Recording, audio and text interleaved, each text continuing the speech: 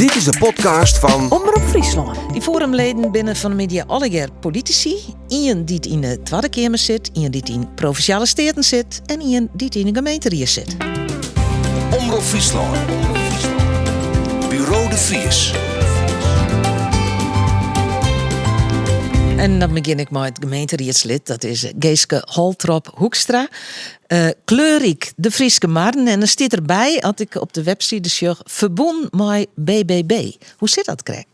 Ja, we zijn bondgenoot van de Boerburgerbeweging, direct bij de start. En nu in januari dan gaan we zien hoe gaan we verder. Gaan we verder als bondgenoot of gaan wij verder als Boerburgerbeweging? En welke kant gaat het uit? Wat denk je? Maar we eerst nog in onderhandelingen. Ja, kan je nog niks van zeggen. Nee, kan ik nog niks van zeggen. Maar dat betekent is ik dat je standpunten ongeveer hetzelfde bent. Ja, klopt. Ja. Het lijkt heel dicht bij elkaar. Ja.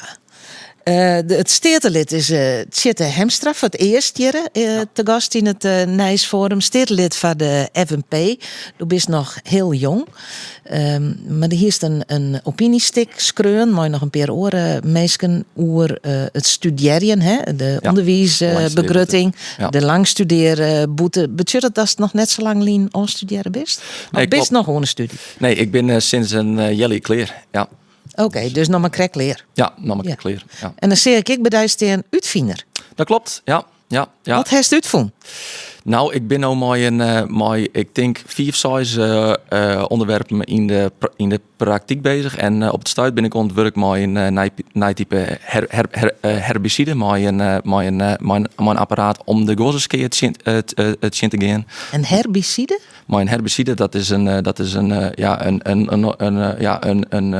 plantengif om het samen te zeggen. Alleen nog, die voor mij is heel plantenspecifiek. Dus wij oorengifstoffen hebben die nou in de landbouw spelen die ik meestal beesten of orenplanten door. Die ben heel scherlijk. Is voor mij heel specifiek. En ik ben nu bezig met een project om meestal op te sporen die voor misbinnen. Dus op die manier. Oké. Ja, dat is heel wat. Laten we maar eens praten, want ik ben dwaande maar een podcast over iemand die het vermist is. Dus, nou, dat zou zeker eens kennen. Ja. Ja, dan naar de andere kant van de tafel, daar zit Haptemo de Hoop. Die is volle vakerbus te gast, Kamerlid van GroenLinks PvdA. Nou, we hier krijgen van tevoren al even hoe het voetbal in Haptemo, want ik weet dat je een voetballer bent. En dat is ik een Heerenveen supporter best. Dat is net zo'n mooi weekend. Nee, ik wil aardig teleurgesteld werd. Ja, nee, het heel jammer. Heerenveen dat natuurlijk 1-0 vast hier en in wat is het, haast de laatste minuut een penalty. Het zin kreeg heel ongelukkig tron onhandige handsbal van Brouwer. Hij is er geweest? Nou, ik moest voor het werk naar Londen daar. Ik wie mooi de Eurostar naar Londen heen weer om de internationale treinreizen te ervaren. Dus ik reed van Rotterdam weer naar Snitstar. En onderwijs je ik eerst Cambuur gelijk om. Ik dacht, nou, mooi voor Cambuur. En 15 seconden later toen kwamen Arjen de Boer erin dat Heerenveen een penalty in kreeg. Dus toen wie Michel weer aardig wat minder. Ja. Dus helaas weg in trui. Maar dat is net zo'n Heerenveen supporter die het dan leuk vindt dat Cambuur verliest.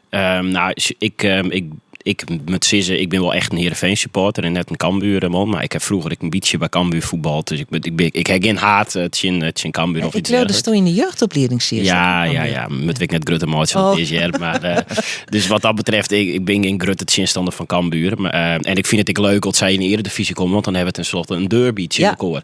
Dus dan heb ik de leukere wedstrijden. Dus wat dat betreft, vind ik het prima dat Cambuur gewoon naar de Eredivisie. Ja. Oké.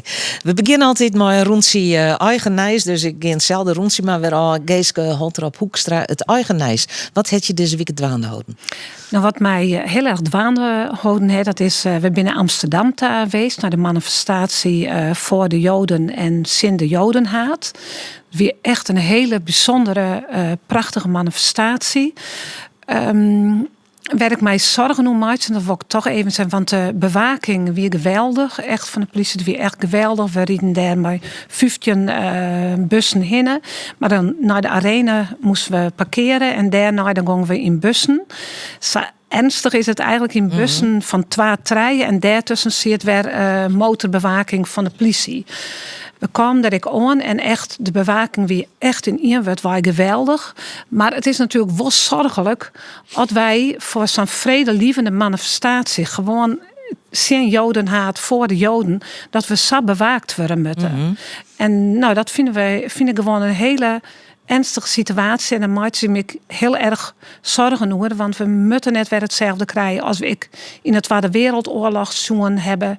En ze zeggen altijd van ja, nooit weer. Maar ik denk dat we als Nederlandse bevolking zijn litten moeten dat het nooit weer mooi. En dat we gewoon malken sissen moeten van dat we voor uw Joden steen gaan. Voor de Joodse bevolking. Dus dat is wat ik melden wil. Duidelijk, dank u wel. Tjitse Hemstra, eigen Nijs. Ja, nou, ik heb alle nice berochten nog eens even nagezocht. En toen zie ik dat er echt een heel soort wie. Maar toen dacht ik bij mezelf, nou ja, Joet, binnen ik al een heel soort wichtige onderwerpen waar we het over hebben. En toen stond ik op en toen zeg ik naar Boetenta en toen zeg ik dat het prachtig was weer. Dus ik denk, laat ik het nice maar eens mooi nemen dat het Joet een hartstikke mooi dag is. Ik denk dat mag ik wel eens. De eerste dag van december, het begin van de waarkundige winter, hè? Ja. En dan is ook mooi Sinneskin waar. Precies. Oké, en Haptemoe, wat is die eigen Nijs? Nou, mijn eigen Nijs is dat het Aronde Wieken de slechtste weken wie je met IPMW 4 in Nederland. Aronde Waas die wie de meeste vertragingen toch zowel werkzaamheden, zowel stakingen bij ProRail. En dat vond ik wel weer een heel duidelijk moment dat het op dit moment gewoon heel erg slecht gaat met IPMW 4 in Nederland. En ik moet je mij de grote zorgen over. We zeggen in de regio's dat de Aronde 1500 bushaltes verdwijnen binnen. Ik denk dat we in Friesland al plakken witte en kinderwet dat barre is. Maar ik maar de NS gaat het maar de prestatie steeds slechter. En dat is wel echt iets waar ik me zorgen om maak. Omdat de bereikbaarheid voor heel soort mensen heel wichtig is om gewoon een squallen of je werk te kunnen.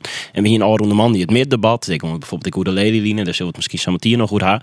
Maar ik vond het wel symbolisch dat in die weken dat barre en het wie zelfs dat het middendebat letter begon, omdat de minister Barry Matlener in de file stond. Ja. Dus dat hij zelf, ik troch dat hij in de file stond te let kwam. Dus ik vond dat wel heel symbolisch van hoe het nooit verkeer en het vervoer in Nederland gaat op dit moment. Het rint gewoon helemaal vast. Ja. Ik moet eerlijk zeggen, ik weer 2 weken in Boekarest. Dat is natuurlijk een hele oorlog, hè, Roemenië als Nederland. Maar als je dan maar de bus van het Vleenveld naar de stad gaat, dan betaal je 60 cent. Ongelooflijk. Voor een rit van 3 kwartier. Ja. Ik denk, hoe kan dat in andere landen en hoe kan het in Nederland net? Ja, nou, het is wel echt zo dat in Nederland de oerhiet gewoon volle minder uitjouwt om IPMW 4 dan vergeleken met Oorland. Luxemburg is bijvoorbeeld gratis in Duitsland en Frankrijk is het klimaatticket. Ja. Dus het kan wel los. Het kost het alleen nog wat. De begrip ik dat het wat we wel waard vinden. Maar er zijn op dit moment partijen die ter oorzoek denken die ik krijg wat meer macht en invloed houden als ik. Ja. Goed, komen we nog. We hebben het nog hoe de ledenlijn, dus we komen nog op die meer 4. Van de week waard de onderwijsbegroting behandelen in de Tweede Kamer. En dat dat gebeurt wel vaker, maar dit regeert nogal een bijzondere happening. Ja, het kabinet is bezig om echt de allergrootste bezuiniging ooit op het hoger onderwijs door te voeren. In de vergaderzaal werd de onderwijsbegroting besproken. They're pushing us back and stopping us from helping our countries. Doen ook die langstudeerboete. Soms kun je er ook helemaal niks aan doen dat je langer moet studeren. Als er minder studenten hier komen uit het buitenland, lopen er hier minder studenten rond. Maar is het ook wel wat lastiger om sommige opleidingen in de lucht te houden. Terwijl in een zaaltje achteraf die begroting nog volop werd verbouwd. Voorzitter, ik zit niet bij het amateurtoneel. Als we nu gaan debatteren. Ja, voorzitter, dat lijkt me eigenlijk een zinloze exercitie. Ja, voorzitter, en mevrouw Beckerman die zegt we zijn niet bij het amateurtoneel. Maar ik heb net een aantal hoofdrolspelers van het amateurtoneel gezien. Ik zie het probleem niet. Geen steun voor de ordevoorstellen tot nu toe. Echt gelul. Gisteren de hele dag met elkaar onderhandeld. En dan gaan we vandaag met de minister debatteren. En weet hij van niks. Weer een dag voor niks. Ja, weer een dag voor niks. Want het weer wat een aparte gebeuren daar in de Tweede Kamer. Aan de ene kant waren debatteerd over een begrutting. En in een oorzeeltje zie je het mensen bij elkaar om te zien als die begrutting ik verhoren worden.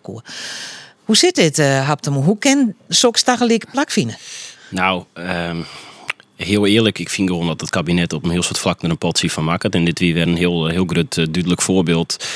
Deze bezuinigingen op onderwijs. ik vind het ongeveer het domste wat je dwang kan. De grootste onderwijsbezuiniging ooit. 2 miljard bezuinigingen de komende jaren op onderwijs. En het kabinet viel er om van dit kind wel eens stuiten op een minderheid samen in de Eerste Kamer. En dat viel dus eigenlijk wat te letten om. Dus Eppo Bruin zet in de achterkermekes. De minister Eppo Bruin zet in de achterkermekes om het onderhandelen in West. Het wie zelfs zo dat D66 Rob Jet en bij Geert Wilders in de Kamer om het onderhandelen weer. Nou, wie dat ooit tocht hier dat gebeurde zo. Ik weet het net. Maar er zijn eigenlijk 2 soort opposities in de oppositie op dit moment. Wij als GroenLinks-Partij van de Arbeid vinden dat al die bezuinigingen van tafel moeten. Ja, je hebt hier een orenroute als D66. Ja, D66 zit mooi jaar 21. De ChristenUnie en het CDA binden die onder het onderhandelen om een deel van die bezuinigingen eruit te krijgen. Maar nou ja, ik vind echt dat die hele bezuiniging van tafel moet. En ik vind het jammer dat de oppositie net eensgezind is. Want als die gewoon de hand niet in elkaar slaan, dan zwaar ik dat die 2 miljard gewoon alle jaren trok iets. En dan heeft het kabinet een probleem. En ik heb op geen enkele manier nog om dit kabinet onder meerderheid te helpen bij een bezuiniging die het zaakvolle effecten heeft in de onderwijs. Want die oppositie van D66, de christelijke partijen en ja 21, die gaan dan uit van een bezuiniging van zo'n miljoen. Zo'n 100 miljoen. Zo'n 100 miljoen. Ja, sorry, al die nullen, daar verslaan ik dan in. Maar die hebben een bezuiniging van 1,3 miljard minder als die 2 miljard. Ja, nog steeds zo'n. Maar dan is het nog steeds een groot bedrag. Ja. Geeske Holtrop Hoekstra, ik ben wel nieuwsgierig hoe het jou hier nou zegt. Een bezuiniging van 2 miljard op onderwijs. Is dat verstandig? Nou, ik wil me er eigenlijk net door uitlitten. Wat ik wel weet is dat de boer-burgerbeweging echt heel sterk zit op het onderwijs van maar de hand werken, timmermansopleidingen, verpleging, allemaal praktische. Maar hij de woordvoerder van BBB, John, in de Tweede Kamer, die versloeg er helemaal in. Dat wie een alleger eus en haas en. Ja, ik wil me hier eigenlijk net heel sterk door uitlitten. Dan ga ik naar Tjette Hemstra, want daar heeft je wel een hele duidelijke mening over als, nou ja, nog maar correct student al. Want daar heeft een opiniestuk over dat dit heel verkeerd is. Klopt, en het is benamens zo dat het al jaren en jaren op jaren prachtige beloftes binnen die nooit dienen worden, maar dan constant wel trapen nooit aan. En het is nou ik was samen met de langstudeerboete, dat is net een laatste druppel die de armen dat oer in, want die is al lang oeroen. Ja. En dan ondertussen wel vanuit het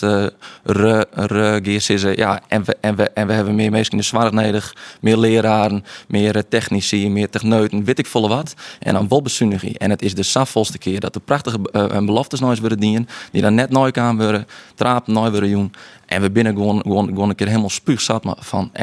En dat is vooral het sentiment waar we dit stuk vanuit hebben gekregen. Ja, we praten over 2 miljard bezuinigingen.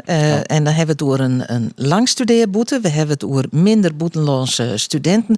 En geen subsidie meer voor jonge wetenschappers. Dat binnen 3 belangrijke. Ja, je ziet nog een bezuiniging op mbo. Maar dat is ongeveer het brede pakket inderdaad. Ja. En die internationale studenten, daar word ik wel even wat toe zeggen. Want het klinkt heel populair. Hè? Precies, we moeten misschien wat internationale studenten hebben. Want ja, net alles met misschien niet Engels. En ja, iedereen moet een wenning krijgen.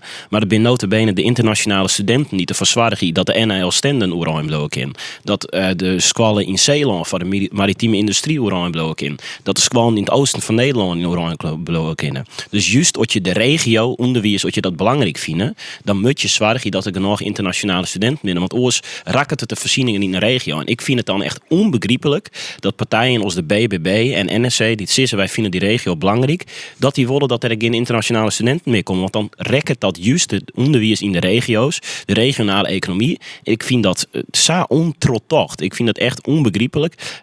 En ja, daar zeer ik inderdaad dat de woordvoerder van BBB totaal compleet verstroen, omdat zij het zelf net uitlezen kennen.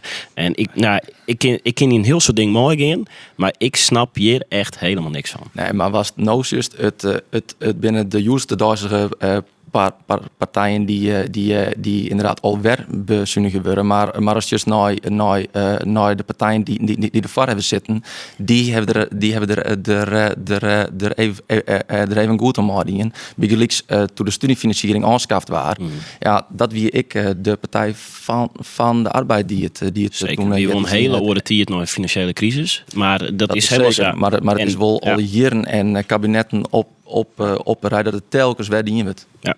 Nee, dat is weer. Maar we hebben op deze manier een bezuiniging. Op zo'n manier, dat is natuurlijk nog nooit eerder gebeurd. En ja, ik wist, dit ben ik net alleen nog linkse mensen of zo die het is. Hè. Het bedrijfsleven, zei ik, wat ben je hem onder dwang? Die innovatie is zo belangrijk voor onze economie. We hebben juist mensen in de praktijk nodig, inderdaad, maar die maar de hand bezig binnen. Innovatie komt een heel soort voor, hè? 21 keer in het bestuursakkoord. In het akkoord. En op onderwijs wordt bezuinigen. Aan de oorkant denk ik dan van ja, als er bezuinigen worden mat, elke keer zal ze net op mijn net onder mijn beurs komen. Want ik ben belangrijk. Ja. Dus werd dan wel op. Maar dat moest eerst wel dat shit. Werk dan eerst ik nog even naar Tabogen. Toen ik op het MBO zie, kreeg ik helemaal geen 1 cent. En dat was helemaal prima. Want mij waren Tassan als de goed die best dost. En ook geef terug naar het HBO, krijg je wel studiefinanciering. En dan kom ik daar krijg ik helemaal niks. En vervolgens krijg ze op het MBO wel onvullende beurzen. Mm-hmm. Maar dat is toch goed dat het MBO wat dat onbelangrijk niet lutsen is, maar het HBO. Zeker, maar op het HBO kreeg ik toen helemaal niks meer. Nou, je twaalf zijn we, al het geld waar we nou oerhellen, nou ja, het onderwijs wordt er toch net beter van. Dus vervolgens krijg je nou alle eerste iers de helte kwatting op een studie. Maar ja, daar hiek ik toen al helemaal niet meer aan. En vervolgens waren het nog zo, nou, als dan nog een nieuwe studie dost, krijg je kwatting op. Maar hier ik al helemaal niks meer aan. En uiteindelijk zeiden ze, nou, dan krijg je yieldcompensatie. Dat kreeg ik in begin 2023 te jaren, dat ik het ergens eind 2024 krijg. Ja, als student hier ik er volle meer aan als dat ik het nou heb, nou al werkende ben. Nou, en rentes die leeg zo'n blow, die ging ik nog eens een keer omheen. En ze geeft het maar terug en ze geeft het maar terug. Dus en dat generatie is dat, hè? Ja. Dat is waar de pines. Ja, helemaal niet. En nog één ding over die bezuiniging. Iedereen zei dat we bezuinigen moeten. Mm-hmm. Maar je kan ik oren keuzes maken. Dus juist dat grote bedrijven krijgen meer geld bij. De mensen die het meeste verdienen in Nederland, gaan het meest op vooruit met dit kabinet. Dus als het ook gewoon oren keuzes maken, is dan hoest dan net de bezuiniging op onderwijs. Hoest net de bezuiniging op zorg. Dus dit kabinet is gewoon, dat is gewoon net sociaal beleid. Maar dit is wel het kabinet dat het volk wil. Ja, nou ja, de rond de week weer een peiling dat 74% van de mensen dit kabinet net meer wil. Dat alleen nog maar de BBB en PVV achterbanden wordt. Dus ik denk dat een heel soort mensen nou in de eerste rik afvregen, we hebben hun nou ons. Ik denk dat het goed is om je toch even op in te gaan. Wij denken dat dit kabinet gewoon goed zit. Ze met een heel soort dingen met ze oplossen die in het verleden gewoon net goed gingen binnen. Daar moeten ze ik de tijd voor krijgen. En wij hebben gewoon alle vertrouwen in een kabinet wat er nou zit. Alleen het is vreselijk moeilijk met hun, omdat er wel gedeeltelijk een puinhoop achterlitten is die ze oplossen moeten. Ik vind op het moment dat partijen, ik denk populistische partijen, maar dat maar even familieten, die het alleen nog maar zijn hebben wat de rest verkeerd die in het organiseren. Als je dan op het moment dat je maar je handen aan het stuur zitten, dan moet je zelf ook verantwoordelijkheid nemen. En dan kun je net zeggen, ja, het is alleen maar een bende van de orenpartijen in West en wij moeten op, dat is ik te kwad. Terwijl de bocht. En ik moet wel zeggen, als dit kabinet nou een jaar onder macht is, wat hebben ze nou die? Wie je mooi zometeen misschien 130 km per uur op jouw wegen rijden. Ja. Je mooi zometeen een leuk kentekentje op de auto hebben. Maar ik kan niks concreets nemen. Ik kan net voor jou concrete dingen nemen die dit kabinet voor concreet net in hier. En ik moet dan wel zeggen, dan moet je zelf wel afvregen wat binnen maken. Ja, het is correct hoe zijn was, maar wij zorgen wel heel duidelijk. En ik moet heel eerlijk zeggen dat voor een heel soort mensen echt een opluchting is dat dit kabinet er zit. Want we zien echt compleet geen vertrouwen meer in het kabinet wat er ziet. En nu hebben we weer hoop dat het weer de goede kant uit gaat. Want er binnen soort dingen mis in Nederland. Ben ik helemaal mee in. Sinds ik zelf het vervoer. Neem maar op dat neem je. Nou, dat is net in dit laatste jaar gebeurd. Nee, dus ik denk dat we hoopvol wezen moeten en ik de kans jouwen moeten om te. Maar als je even nooit ouder hier zeggen, vrouw Holtrop. Wat zijn concrete dingen dat je zegt? Nou, ik ben blij dat mijn partij onder de macht is, want dit hebben we bereikt. Nou, ik wil wel heel eerlijk wezen. Ik heb alle vertrouwen in Femke Wiersma in het kader van de landbouw. Want ik zorg wat ze docht, wat ik achter de coulissen hoe ze werkt, dat ze alles goed bestudeerd en echt het probleem voor de boeren probeert op te lossen. Ik heb er alle vertrouwen in. En wat ik gewoon merk, het is gewoon een partij die gewoon weer bij de meesten stiert. En in het kader van het Wilders, die groeit nog steeds, het jost ik steeds. Maar het gaat je gewoon, en dat heb ik in het begin ook even aan Jan, het gaat je gewoon net goed in Nederland net. Echt net als toen jost dat wij dus met Grutte een vredelievende demonstratie goed bewaakt worden met. Ja, dan is er toch wel echt wat los in Nederland. Dan moet er echt wel zaken oppakt worden. En maak je dat eens concreter?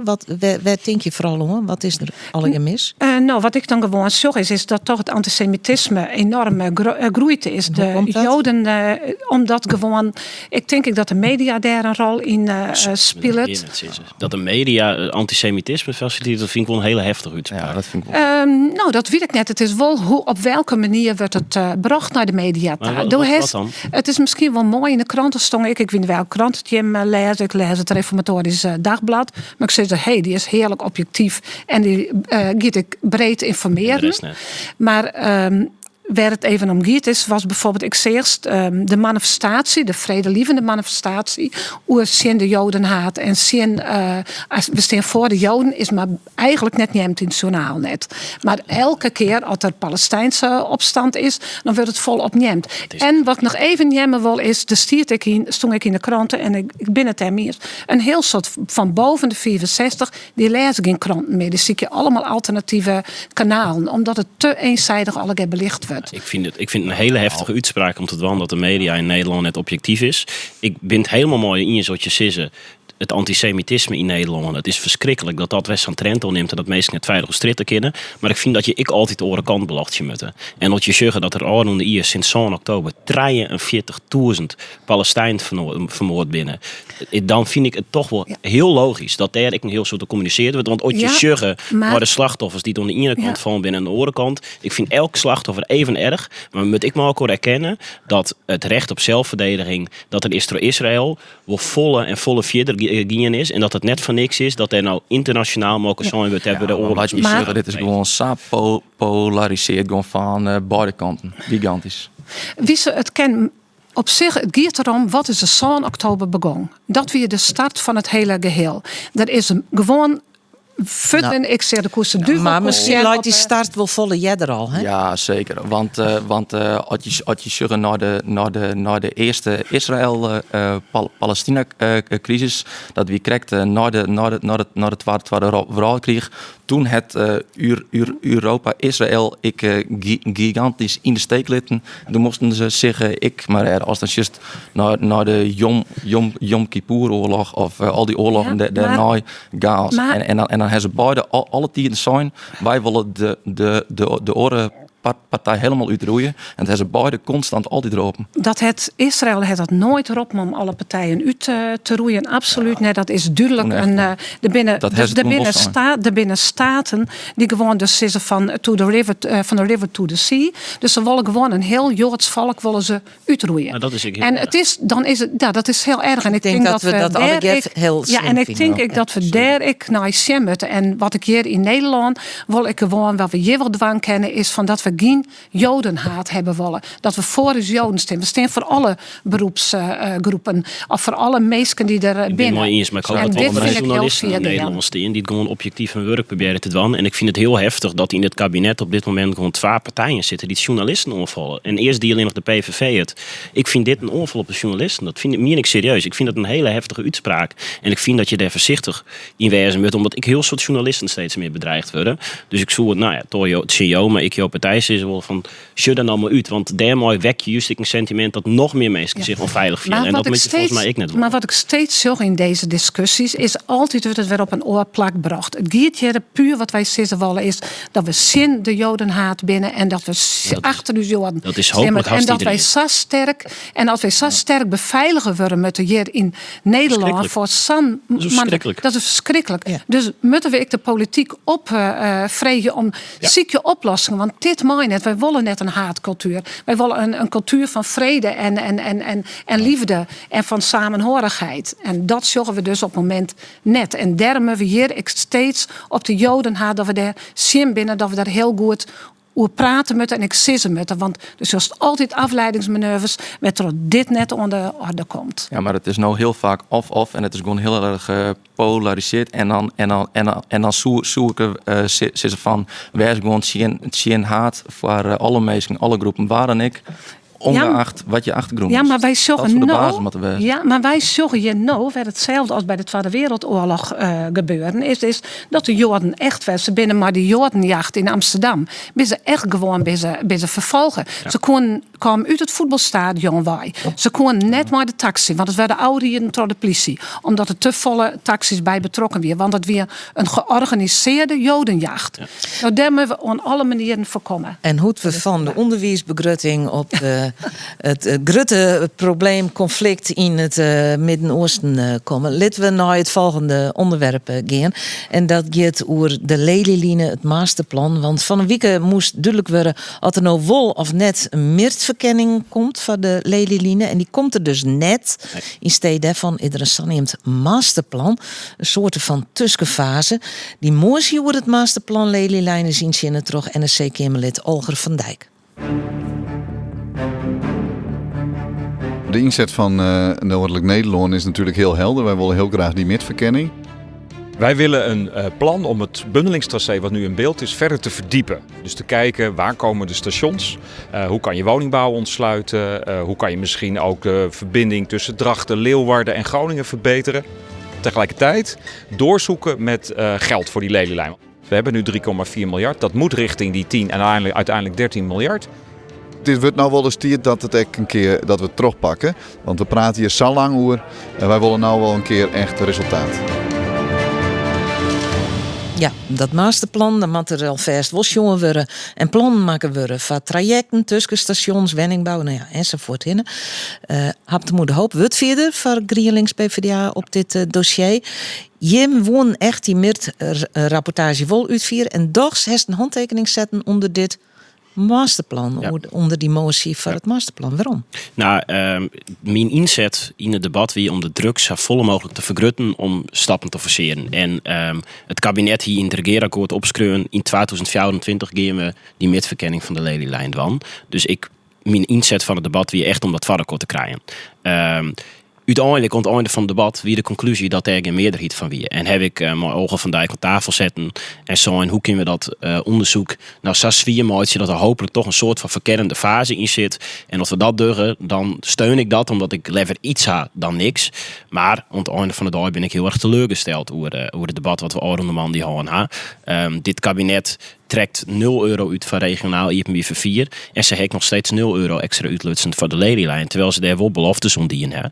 En ik vind dat echt een teleurstelling, omdat een heel soort provincies in het noorden hier of Salang loeken en deze partijen hebben wel gewoon beloftes over dienen. En ik vind het heel jammer dat er dan geen yield voor uitlutsen wordt. En in de tussentijd zal ik vaststellen dan om dat wolfvarken te krijgen. Maar ik heb gewoon te maken met coalitiepartijen die niks willen financieel. En dan moet je gewoon zo vol mogelijk druk proberen te loeken. Nou ja, en man die wie dit het hoogst haalbare. En ik ben daar net blij mee.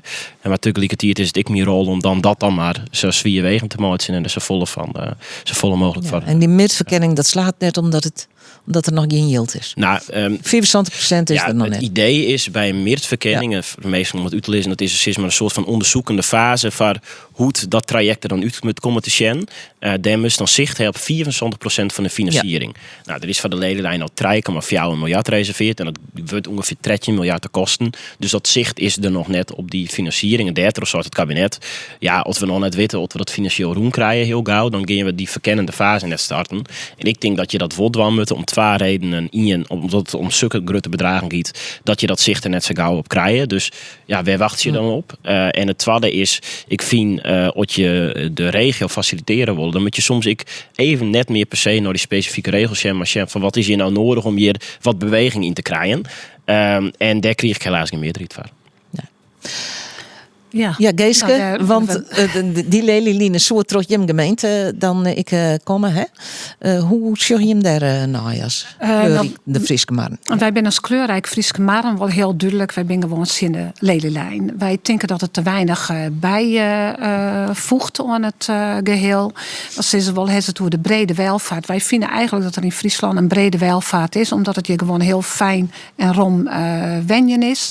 Dan zeggen ze wel oké, ja, maar dan kennen de oren meestal maar minder geld kennen ik maar de trein. Maar zou we zelf ook al zeggen van er is nog een goede busverbinding, tenminste als ze de zaken goed op elkaar afstemmen. En de meesten maar minder geld die kennen dan nog net maar de trein, want dan is de trein werd het duur. Wij staan echt voor de Friese cultuur. BBB is een beetje meer, die denken meer kanten op. Maar als kleurrijk Frieske Marren ben we echt in de lijn.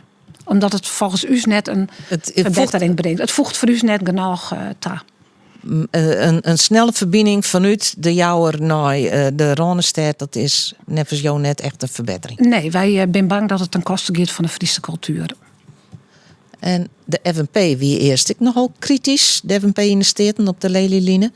Maar misschien nog altijd wel kritisch, maar uiteindelijk toch wel in een coalitie zitten gaan die lelieline wel heel graag hebben. Klopt. En in dat akkoord zit ik dat we zullen naar wat er wel kan en dat is goed dat je altijd zeggen naar wat er wel kan. Maar je moet als je er inderdaad het 10 miljard te min is, en er binnen bussen en die riedel slecht en er binnen oorzaken zoals onderwijs we hebben op on het bezuinigen binnen en dan ik mooie orenonderwerpen waarvan we zitten we hebben oren onder bezuinigen en dan is het wel een heel soort geld en dan moet je er al heel goed over nadenken wat je willen en als je toch moet je het al goed van, want ik spreek laatst met mijn collega's uit Brabant die zei van Jim Friesen hebben het prachtig daar bij u wie het ooit ik krijg zo mooi dan hebben we toch een kans maken toch zijn nou dat het iets oors iets meer naar het industriële en dan hebben we het eens te roeg dienen en nou is er niks meer van ons mooie landschap oer dus als je iets doet het goed en denk dan heel goed om je mooie rond te want het heb je maar één keer en als je kwiet binnenkrijgt nemen we weer om. Het taast te volle het Frieske eigene, het Frieske landschap om de hoop. Ja, ik denk wat bij de lelielijn goed is om te zeggen, dit gaat door een lijn die er waarschijnlijk in 2050 ongeveer lessen zal. Ik hoop dat wij op 24 jaar mogen zeggen, we vinden IPNB vervier een hele belangrijke vervoersmiddel en dat moet eigenlijk wel wat sneller, moet wat beter en misschien wel dat ik wel internationaal. Nou, de lelielijn heb ik de potentie dat je maar de trein via Hamburg naar Scandinavië ik kan me vaststellen dat we dat in de toekomst ik heel graag willen.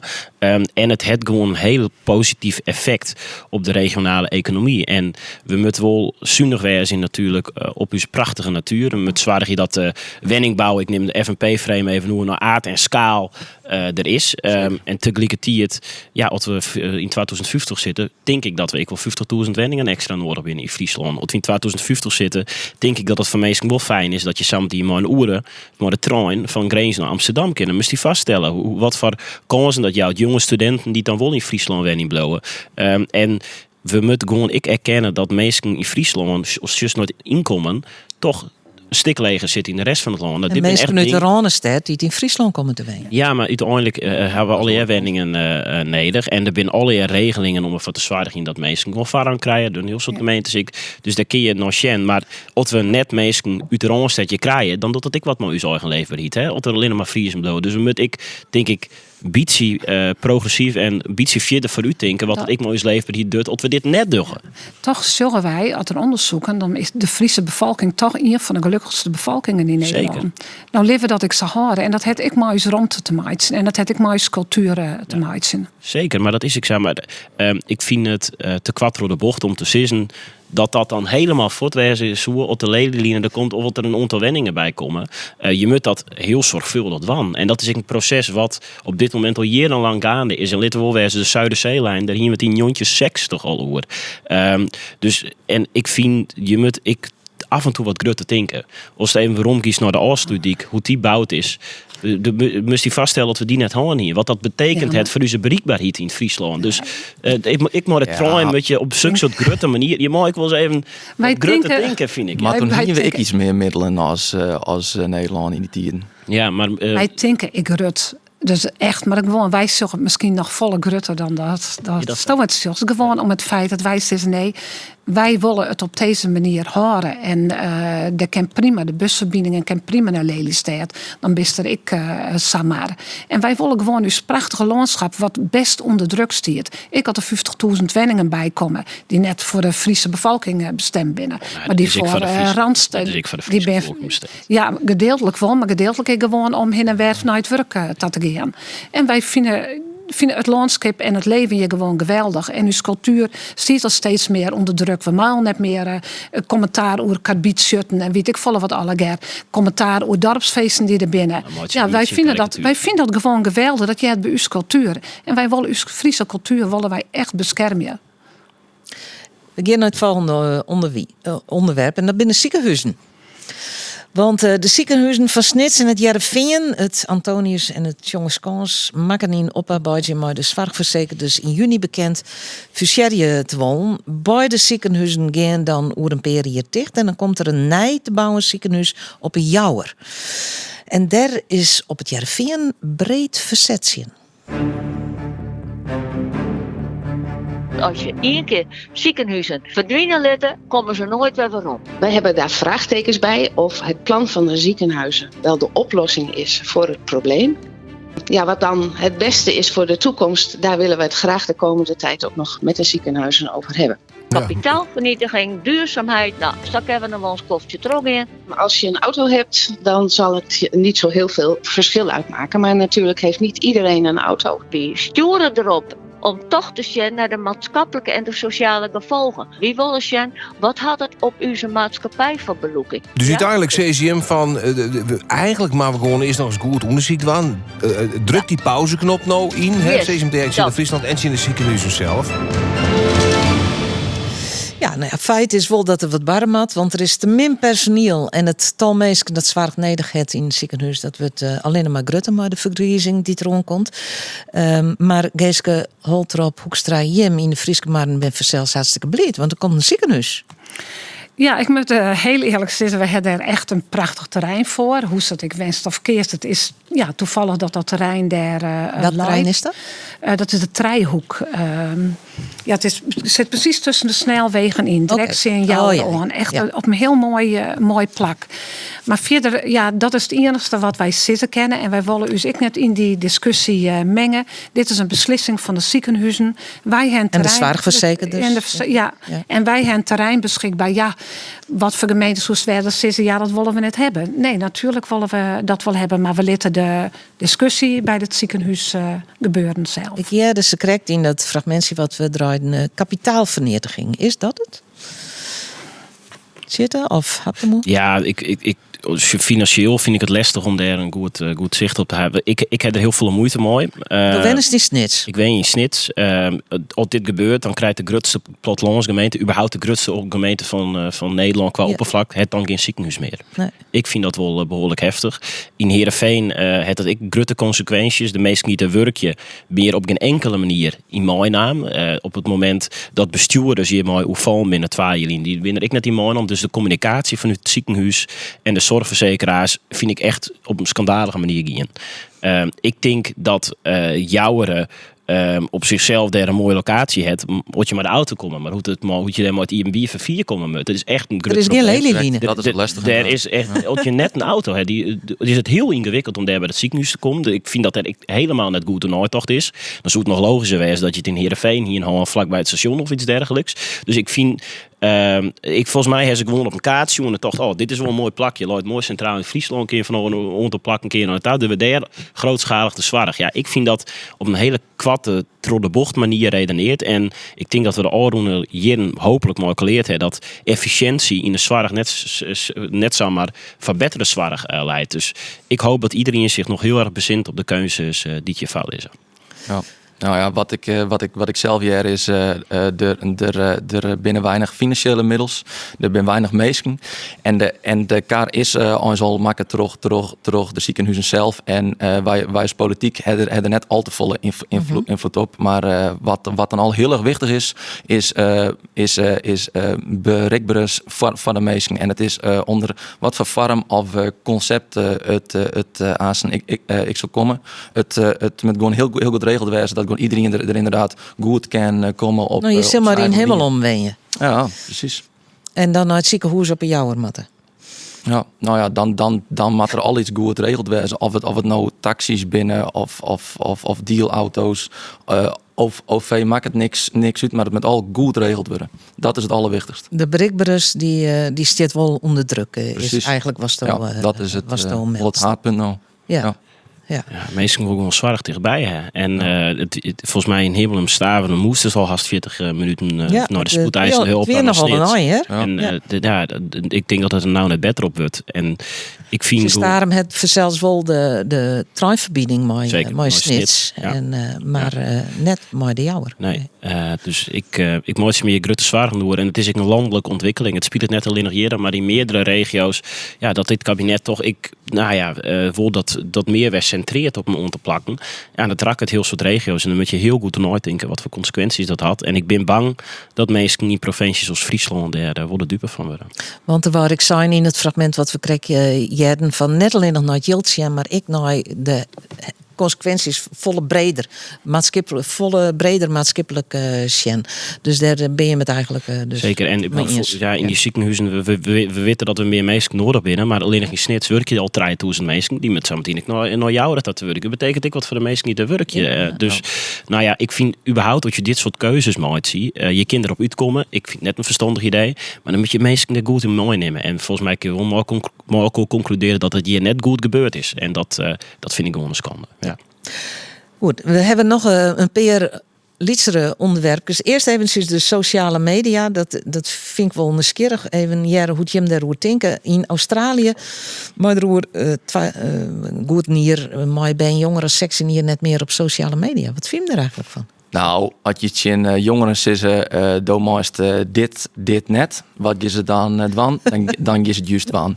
Dus ja, ik denk net dat het werkt. Het werkt het net? Nou, dat denk ik net. Nou, ik heb het jeugdjournaal er maar eens even de reacties van de band daarop en zei ik. Ja, ik vind gewoon een hele interessante ontwikkeling. En ik denk dat het gewoon wel heel goed is om te volgen wat gebeurt er. Het effect dat net, als het ten goede komt van de jongeren. Ja, mooie zien wat je er hier in Nederland mee doet. Maar laat ze daar eerst maar eens even draaien mee werken. En dan weten we wat er gebeurt. Ja.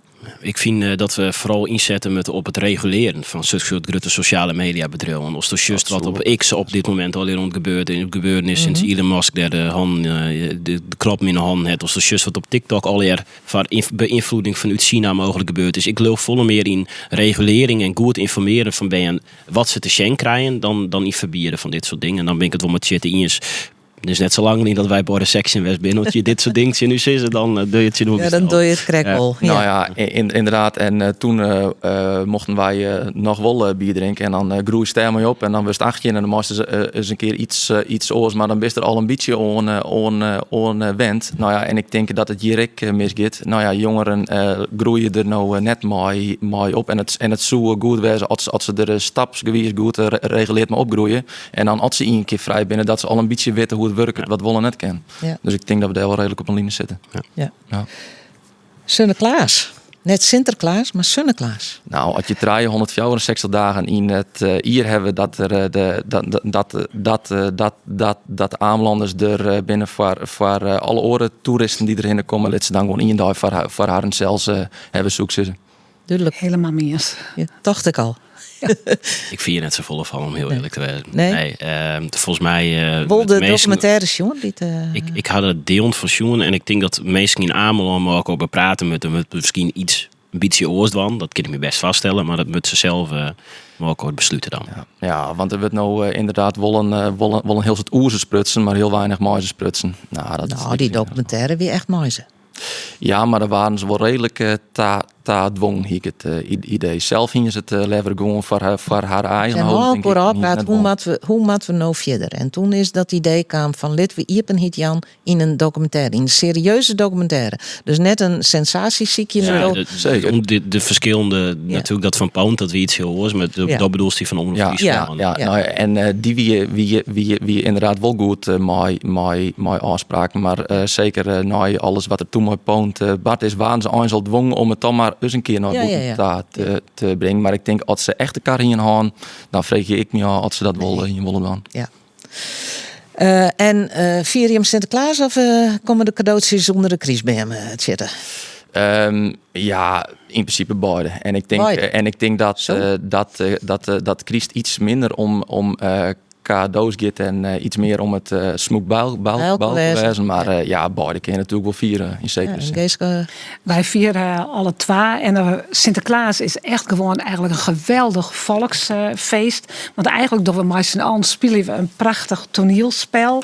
De fanfare komt en Sinterklaas komt en Zwarte Piet en alle band. Het is, ik vind het gewoon echt een geweldig volksfeest, een Nederlands feest. En Christus is natuurlijk een heel oorfeest, geboorte van Christus. Maar wanneer jou je elkaar cadeautjes of gedichten van elkaar? Dat doen we echt met Sinterklaas. We vieren ik echt dus Sinterklaas. En maar de kerst, dan kregen alle band van ons altijd en we hebben een hele prot, wat ik heb gezegd, een liedspaan. Maar die kregen alle keer een boekje, maar dan in de trant van de Bijbel. Een christelijk getinte, omdat het een geboorte van Christus is. Dus alle twee feesten vind ik gewoon geweldig. En ik zeg, iedereen geniet er gewoon van. Voor jou is de decembermaand een mooie maand. Dat is hield net voor elke niet, maar hebt hem al Sinterklaas of Christus? Ik vind beide leuk. Ik ben blij dat op steeds meer plakken in Friesland een roetveegpiet is. Zodat Elsnien net buikpine heeft, maar gewoon een fijn Sinterklaasfeest heeft. Dus ik ben blij om dat te zien, dat wij maar de tiert morgen in op zo steeds meer plakken. En ik vind Christus prachtig. Mooi tiert maar de familie, om dan gewoon even waarom te zien, nooit al rond hier en weer fruit te zien. Dat zijn toch de mooie momenten. En had je hem dan een cadeautje keep je hem dat in de winkel of online? Alle twee. Beide? Toch wel heel vaak online, moet ik bekennen. Ik ga meestal wel naar een winkel daar, maar als ik iets nergens vinden kan in de winkel, dan even een online ziekje, Ja, en ik denk dat zelf de winkels zelf zich er op aanpassen moeten. Een heel mooi voorbeeld is bijvoorbeeld, wij hebben dan een melkveehouderijbedrijf en dan WhatsAppen wij naar Koopstraat, dat is dan zo'n bedrijf op daar, en er wordt dan een WhatsApp en dan gaan we met dat en dat en dat nodig. En iedere keer in de weekend dan komt hij langs en dan brengt hij alles. Ja. Dus dan kerst ik op zo'n manier wel de plaatselijke middenstand stimuleren. En, maar dat doet dan gewoon mijn WhatsApp. En Sabinder volle meer mogelijkheden. En misschien is dat voor die een goed idee. Omdat het goed te onderzoeken van hoe kan die winkels zichzelf meer promoten. Want de winkels is prachtig. Ja. Zeker. Ja, het is soms ook heel praktisch om te bestellen. Want dan hoe je er door net uit. En je kent het jongens om tolle woorden bewijzen versprekken nog dan. Ik zeg even naar het plak. Even heel kwad reageren op wat het Fries Planbureau constateerd heeft. Dat de Frieske mierskip afbrokkelt. We zijn nog steeds wel de mierskip, de provincie, maar de meeste vrijwilligers actief. Maar het is wel volle minder als pak een beet het 10-15 jaar. Wat vind je daarvan? Ik denk dat het een landelijke ontwikkeling is. Dat steeds minder mensen vrijwilliger binnen en dat soort zaken op zich nemen. En van nature zit het heel erg in onze Friese cultuur. Om dat dan toch te nemen dat mensen dat wel doen. Dus het is heel jammer dat dat afbrokkelt. En juist in Lietse Dwarpen ga je gewoon mensen nodig die de schouders maar eronder zetten. En dat je dan gewoon een heel soort prachtige ding van elkaar krijgt. Dus een alarmerend signaal. En ik hoop dat Elsen niet bij zichzelf denkt, wat kan ik nog even van bijdragen in mijn dwarplevering om wat wol te houden. En dan denk ik dat je die trend ik maar ook keren kennen. Oké. Nou, laten we daar maar afsluiten. Mooi positief einde. Ik wil je hem tegen dankzij voor het mooi praten niet voor hem. Hap de moeder hoop, Tjette Hemstra en Geeske Holtrop. Strak.